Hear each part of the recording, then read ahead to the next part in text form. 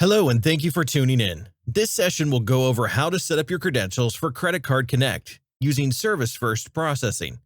I think you will find it pretty easy. To start accepting payments for your customers using SpringPoint's Credit Card Connect, you will first need to initialize the integration with SFP. At this point, you should have already gone through the application process and have been issued a username, password, and an integration ID for swipe transactions. The swipe is optional. From your SpringPoint Suite dashboard, you will click into the Accounting section and choose Payment Setup from the menu.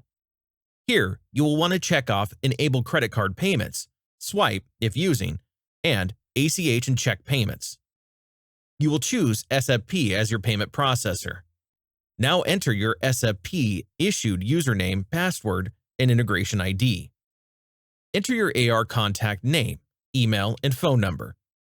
When your customers receive their emailed receipts, it will have the AR contact info from this page. You are now ready to use Credit Card Connect.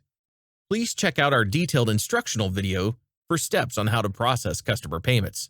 If you have not yet gone through the application process or want to learn more about Credit Card Connect, contact SpringPoint by email, sales@springpt.com, and get connected.